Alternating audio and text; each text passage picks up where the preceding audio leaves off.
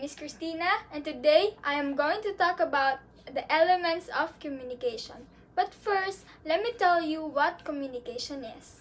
Communication is a process of giving and receiving information between a human source and a human receiver using words, symbols, or actions. Each component involves the sender or the source, the receiver, the message, and the channel. Now that we learned what communication is, let's now proceed on learning the elements of communication. There are 7 elements of communication. It includes the sender, the medium, the channel, the receiver, the feedback, the context, and the noise. The first element is the sender. The sender, or also known as the encoder, decides on the message to be sent, the best efficient way that it can be sent. All of this is done bearing the receiver in mind. It is his or her job to conceptualize. An example of a sender is a person who puts the letter in the mailbox. The second one is the medium. The medium is the immediate form which the message takes. For example, a message may be communicated in the form of letter, email, or face-to-face in the form of speech. The third one is the channel.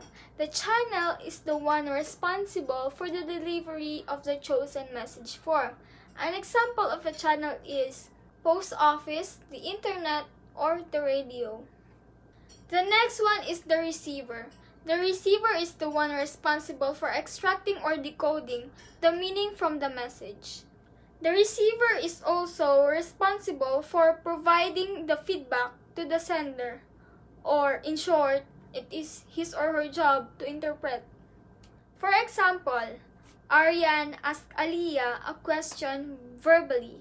The message travels through the air, or what we call the channel, to Aliyah's ears. Then she responds. Aryan is the sender. The question is the message. Aliyah is the receiver and gives Aryan a feedback by answering the question. The example leads us to our next element, which is the feedback. The feedback is important as it determines whether or not the decoder grasps the intended meaning or whether the communication was successful. For example, after discussing the lesson, the teacher must ask the students if they have understood the lesson or not. The next element is context. Communication does not take place in a vacuum. The context of any communication act is the environment of its surrounding. It includes, among other things, place, time, event, and the attitude of the sender and the receiver. And we're down to the last element of communication, which is the noise. This is any factor that inhibits the conveyance of a message. That is anything that gets in the way of the message being accurately received, interpreted, and responded to. Noise may be internal or external.